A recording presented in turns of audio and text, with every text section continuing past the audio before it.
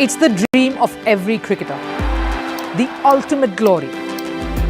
Few manage to keep their date with destiny. But for many, it's been heartbreaks and a cross to bear. The Holy Grail is here in India. I'm Rupha Ramani and Firstpost brings you the ringside view. We bring you the Cup of Dreams. Cricket World Cup coverage like never before. The champion! It's over! He's done it again!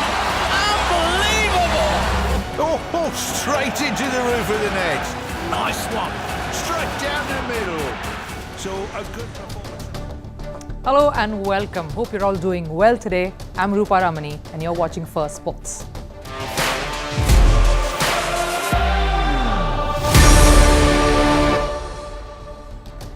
Now, we've always said sports is a unifier. It brings people together. You compete together. You play in teams together.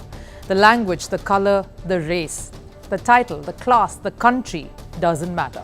Over the last few days, we saw some very heartwarming pictures of political top brass like the French President Emmanuel Macron and UK royalty Princess Kate trying their hand at wheelchair rugby and basketball. Now, it's all very nice to see, but what the world has repeatedly been reminded time and again is that sports and politics don't make a good cocktail. There's lots lined up today from the world of sports, so let's get started. Sports has always been marred by political unrest and wars. It's the first casualty after peace, of course, when it comes to propagating agendas and venting biases. On the show today, we tell you how sports is often the fall guy when there is breakdown in ideologies or political communication between countries. In cricket, we continue our coverage of the World Cup in India in our Cup of Dreams edition. A Shubman Gill-less Team India prepares for their next challenge against Afghanistan in the country's capital, Delhi. A preview on the show. A week into the cricket tournament, dark horses New Zealand look like the best outfit. They notch up a second win, beating Netherlands convincingly in Hyderabad. Mitchell Santner could be the key to the team's success. We get you an exclusive interview from the New Zealand camp. And cricket is set to make its reappearance in sport's biggest spectacle, the Olympics. The sport will make its comeback in the LA edition into 2028. Has America been truly cricketified? We tell you how. Well, that and more coming your way, but what's making all the headlines from around the world in Sports 360? Let's begin with football. Barcelona drew 2-2 with Granada in yesterday's La Liga match. Host Granada scored in the first minute after kickoff. 28 minutes later, Granada scored again to increase the lead to 2-0. A minute into first half injury time, Barcelona scored one goal. Sergi Roberto scored in the 85th minute later to equalize for Barcelona. England forward Bukayo Saka has been ruled out of the national squad. The striker has suffered a hamstring injury. He will now miss the friendly between England and Australia on the 14th of October. Saka had also missed his Premier League club Arsenal's game against Manchester City on Sunday. In tennis, world number 2 Carlos Alcaraz advanced at the Shanghai Masters. Spain's Alcaraz beat England's Dan Evans 7-6, 6-4 in straight sets. Alcaraz next plays Bulgaria's Grigor Dimitrov in the round of 16. The match will be played tomorrow. And golf, Matt Fitzpatrick clinched the Alfred Dunhill Links Championship. The tournament is played at the iconic Old Course in Scotland's St Andrews. The golfer from England finished with a score of 19 minus under par. With the win, Fitzpatrick captured his first European Tour title in 2 years. All right, and now we have to speak about what are all the news that's making all the headlines in cricket in our Cup of Dreams segment. The matches at this year's Cricket World Cup keeps getting better and better. New Zealand beat the Netherlands by 99 runs in yesterday's match. The Black Caps batted first and scored 322 runs for the loss of 7 wickets in their 50 overs. Will Young, Tom Latham and the young talented Rachin Ravindra all scored half centuries. The batting order of the Netherlands had a tough time playing spin. The Flying Dutchmen were bowled out for 223 runs in the 46th over. Mitchell Santner, of course, picked up 5 wickets for New Zealand. Santner's spell has become the first 5-wicket haul at this edition of the World Cup. Former Australian skipper Aaron Finch spoke on Australia's World Cup opener loss to India. Finch said that He felt Aussie batters lacked aggression and intent to go after the Indian spin bowlers. He added that the Australian batters were being way too cautious and should have taken more risks. He also said that Indian batter Virat Kohli took the game away from Australia. Speaking of India, concerns continue over the health of batter Shubman Gill in the Indian camp. The in-form performer is now also likely to miss the match between India and Pakistan on the 14th of October. Gill has already been ruled out for the Afghanistan match that is scheduled for tomorrow. World Cup authorities are leaving no stone unturned in their preparation for the much-awaited match between India and Pakistan. More than 11,000 security personnel will be deployed in the Indian city of Ahmedabad. Additional forces will be kept on standby. India and Pakistan, of course, play each other at the Narendra Modi Stadium on the 14th of October. The Pakistan Cricket Board, or PCB, has written to the International Cricket Council, or ICC. This is regarding a delay in visas that are being issued to Pakistan cricket fans and journalists that want to travel to India for the World Cup. At least 60 journalists from Pakistan are yet to get their visas to travel. PCB says that the ICC should have resolved these issues way before the World Cup started. Pakistan sports presenter Zainab Abbas has left India. She was in India to cover the World Cup. This comes after an Indian national registered a complaint against Zainab over some of her previous social media posts. The complainant said the tweets were derogatory in nature to certain religious groups. Reports say that Zainab has left India for personal reasons. Java Daniel, the pitch invader from UK, has been deported from India. This comes after Daniel had breached security at the India-Australia match in Chennai on Sunday. He was seen wearing a Team India jersey as he entered the pitch and stood next to the Indian players. Daniel has also been banned from the remaining games of the World Cup. Well, that's a lot of headlines from around the world of sports and cricket, but let's begin with something that's a little sensitive at hand. Now, if you play a sport or have played sports, you're well versed with the emotions of losing and winning games. But there's one sport that has more at stake and much more complex than others, and that's politics. Every time politics has meddled with sports, the human spirit has lost. Because sports is more than just a team-building physical activity. Sports is an emotion. Growing up, children often look up to sports stars.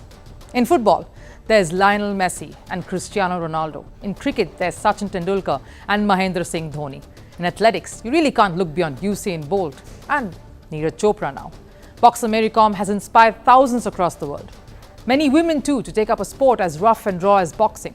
And of course, Simone Biles is the guiding beacon in gymnastics. Athletics and players often go beyond the playing fields. They shape the lives of thousands of people. But every time there is a political disagreement or a war between nations, sports is the first to suffer.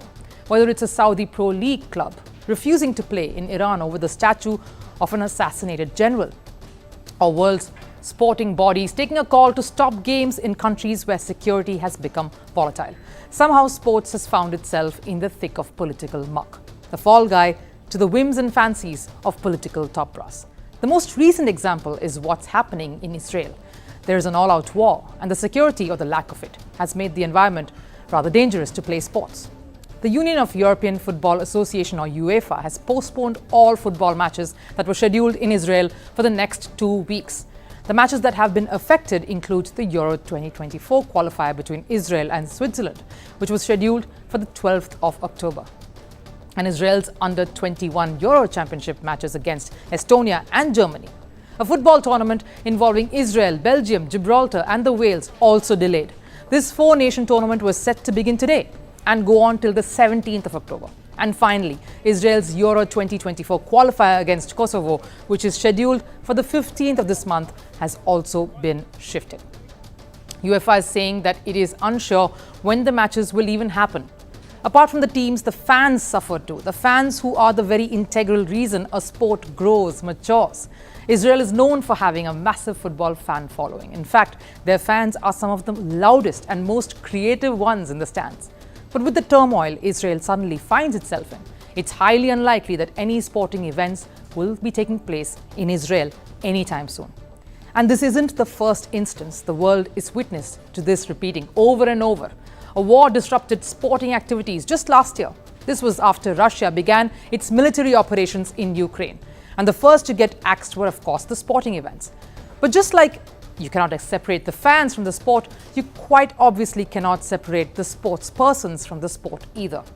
Russian players got banned from sporting events, with the rare option in some cases of competing as neutral athletes, but who'd want that?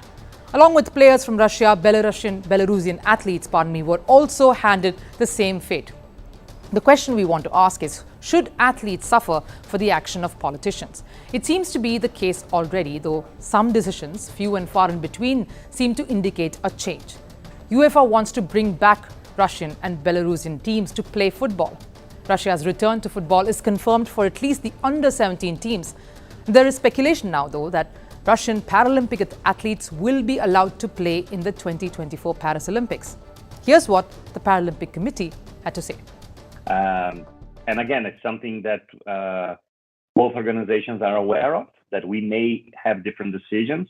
The organizing committee is aware of, and the French government is aware of, that we may have two different approaches when it comes to Russian Belarus participation at both the Olympic and the Paralympics. Now, this means that officials in the Olympic Committee want Russian players to compete. And now the ball, though, is in France's court. We'll have to wait and see if the Paris Olympics will indeed see Russian athletes participating. Back home, cricket fans, of course, in India and Pakistan are all too familiar with this. It's become a part of the psyche, of our subconscious. Cricket and politics are strange bedfellows. Every time there have been skirmishes between the two countries, and there have been quite a few, cricket is the first to get cancelled. Bilateral series between India and Pakistan have become a thing of the past. It's in cold storage now. India last toured Pakistan for a series in 2006. That's 17 years ago. And the last time Pakistan came to India was in 2012. That too for a short white ball series. Even during the Asia Cup last month, the Indian team refused to play in Pakistan, citing security concerns. So Sri Lanka became the neutral venue for these matchups and, of course, the knockouts.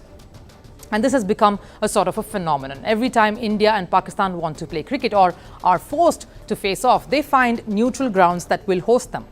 A slow death for the passionate cricket-loving fans across both sides. The Sharjah Cricket Stadium in the United Arab Emirates has been the facilitator for this time and again. Now, is this the future of sports? Will wars and political enmity drive players and athletes to neutral venues? It seems like a temporary solution, but something is better than nothing. Cricket has found a way to go around political restrictions. We hope other sporting bodies find similar solutions and let sports continue playing a positive impact on society. After all, the athletes of today inspire the future generation, and that's a cycle you want to propagate.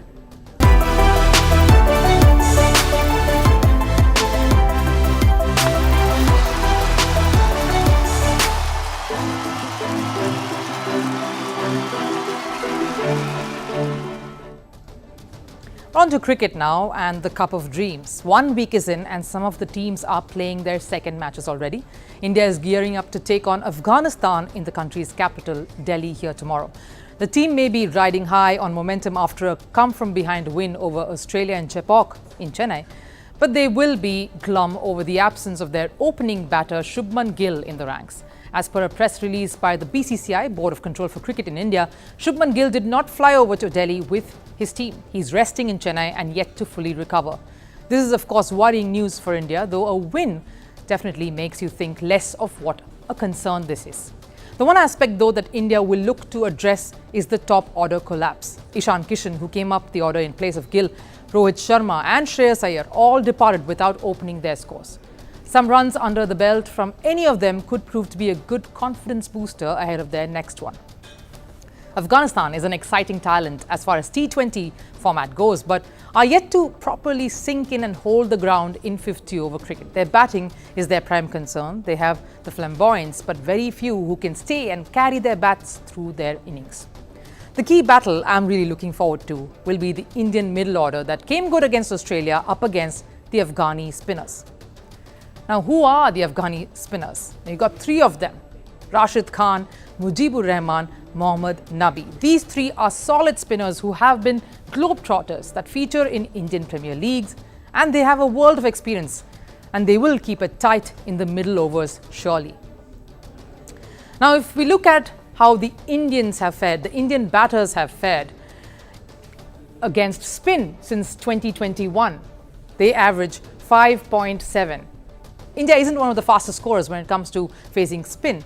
And these numbers, of course, as we said, is from 2021. This is how they have fared against spin. Their scoring rate is below 6. They aren't one of the best in the world when it comes to this. England and South Africa are ahead of them in this regard. So that's the key battle I'll really be looking forward to. Virat Kohli, KL Rahul, Surya Kumar against these three. So what's the head-to-head like between these two sides when it comes to ODI World Cups? Just the lone face-off in 2019, and that was an intense battle with Afghanistan running India close and India managing to beat them by just 11 runs. Will they take the fight to India on Wednesday, and will that contest inspire them is what we'll have to wait and see. All right, switching to New Zealand now, who beat Netherlands last night rather convincingly to register back-to-back wins. The star of the win, of course, was Mitchell Santner, someone we said at the start would be a key component for the team's fortunes. He took a fifer and played a cameo with the bat to help secure a win for the Kiwis. Now, what makes Santner so special? In 2015, Mitchell Santner made it to New Zealand's national squad after a stellar performance in domestic cricket. The left-handed batter and left-arm spinner became a reliable all-rounder for the Black Caps. Santner was just the bowler that New Zealand needed, particularly after their ace spinner Daniel Vettori retired. Santner has been a hidden gem. He may not be known as a flashy match winner, but his contributions have been important for the Black Caps. Mitchell Santner has played over 90 one-day international matches for New Zealand. He's taken 98 wickets internationally, which means at least 1 wicket a game. Santner's best bowling figures in an ODI are 5 wickets for 50 runs against Ireland. And his left-arm spin bowling average is below 5, which means he's difficult for batters to hit. And why is that? Because his slower ones are tricky, and New Zealand knows that, which is why Santner is such a key component of his team's bowling attack at the World Cup. What Santner did in the match against Netherlands was remarkable. He kept the batters guessing. The slower ones looked tempting, but they rarely have any pace on them. And each time the batter decided to go for the big one, Santner got the best of them. He's now become the 6th bowler from New Zealand to clinch a 5-wicket haul in the ODI World Cups. And there's much more magic in his arsenal. And I also managed to speak to one of his teammates, one of Mitchell Santner's teammates, Matt Henry, who in fact put in a sparkling performance in their team's opening encounter against England. And this is what he had to say. I think he's been so good for us for so long now.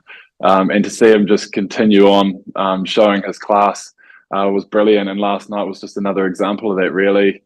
To see him finish off the innings, we know how dangerous he is with the bat at the end of the innings, and he executed it beautifully. And then to come out with the ball, as always, has beautiful control. And then there was obviously a lot more on offer for the spinners last night with a bit of turn, and he just extracted that beautifully. Really smart in how he went about his work, and we know how well the Netherlands have been playing as well. So we knew they were a dangerous side. They put us under pressure in different parts of the game, and I thought the guys stood up and handled that pressure well.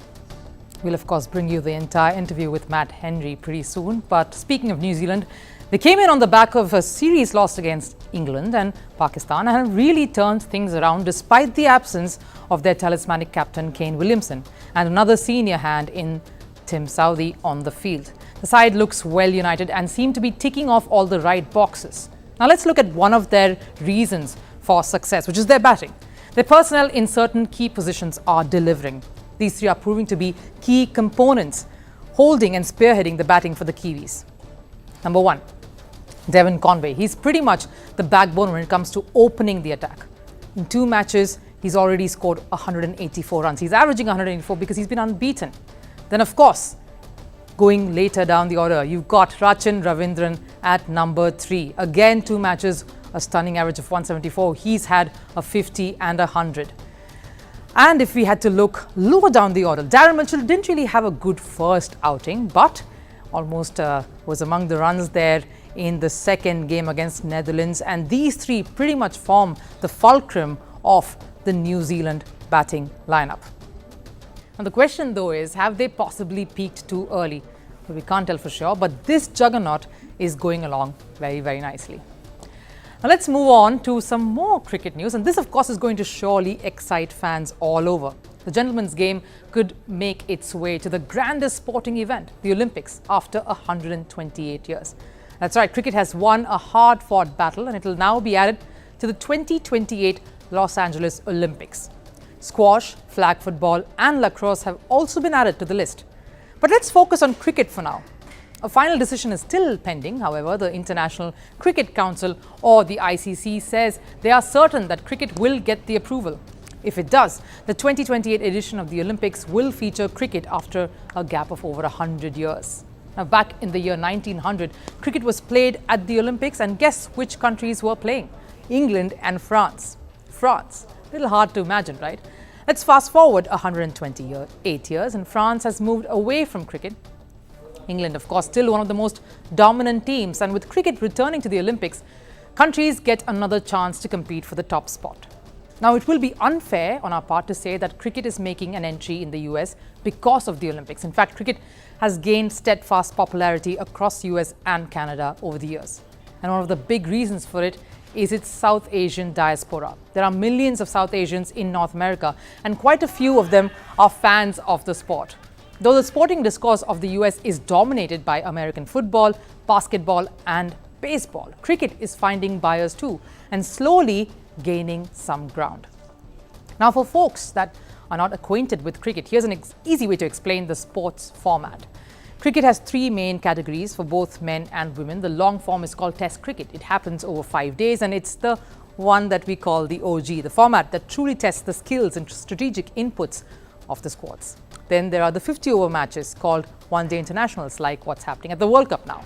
These games usually last anywhere between 8 to 10 hours. And then, of course, there's the fast-paced T20 format, a short-form, action-packed version of cricket where the matches end in 4 hours. Perfect, much like a movie. And guess what? America is going to co-host the 2024 Men's T20 Cricket World Cup too. Matches will be played in the cities of New York, Dallas and Miami. Cricket has entered the American market and it looks to make a big splash next year. Now, the roots of this, if you remember, would go back to 2015 when two legends, friends of the field, Sachin Tendulkar and Shane Warne, decided to bring the sport to the USA. Thus, Cricket All-Stars was born. Multiple teams with legends across countries like Brian Lara, Virender Sehwag, Wasim Akram, Mutai Muralidharan. The list was long and impressive, all descended to play an interesting sport of T20 amongst each other in teams. And the crowds came in big numbers. But owing to financial crisis, this ended being a one-time event. Today, cricket is spreading its roots in North America. The lucrative Major League Cricket, or MLC, took place earlier this year, a league that has top Indian Premier League franchises like Mumbai Indians, Chennai Super Kings and the Knight Riders invested.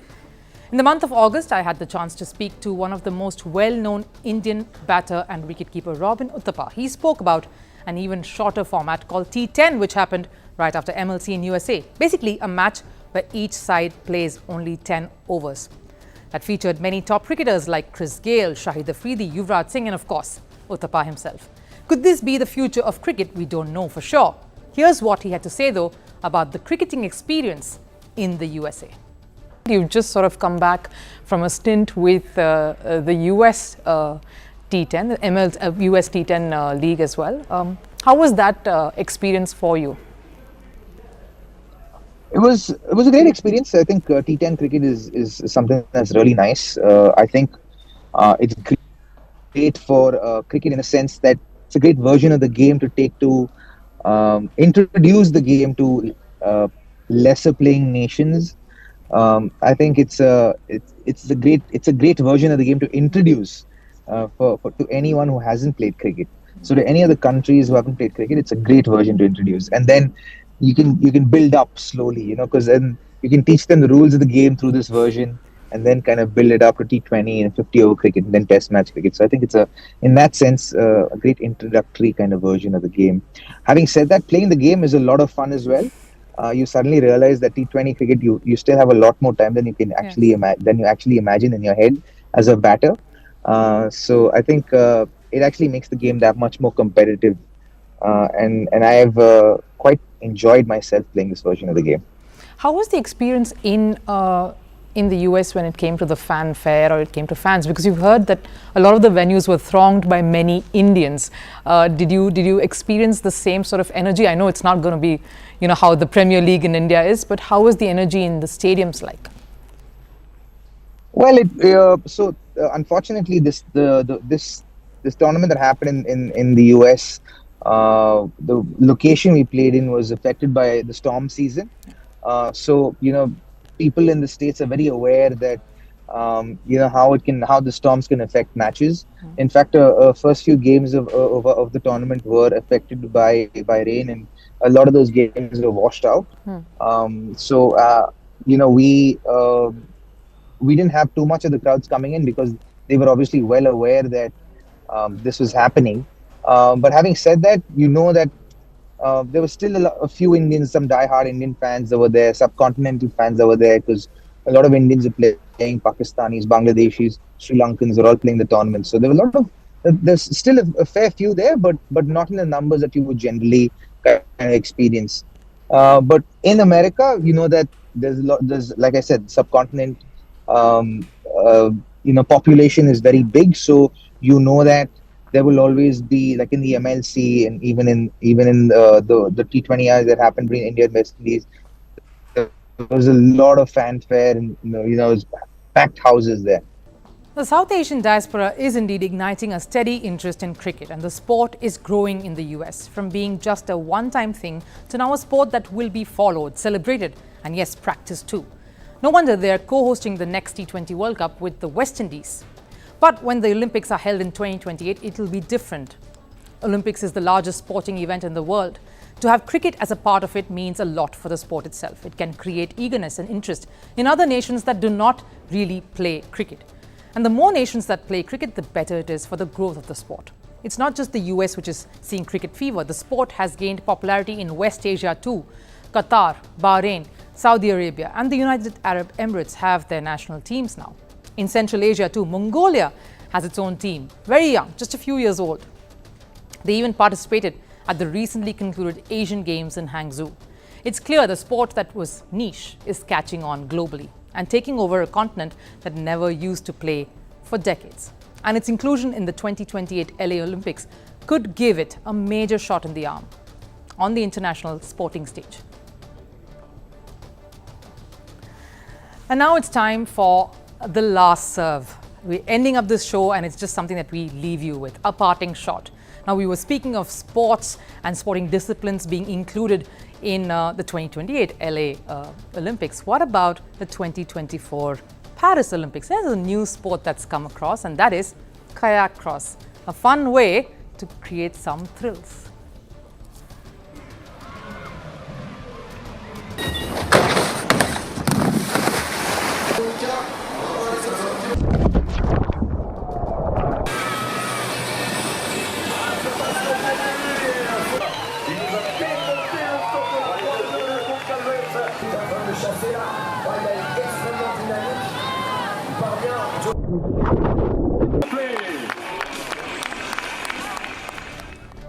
That's sure to give some excitement, not just for those participating, but for those watching it as well.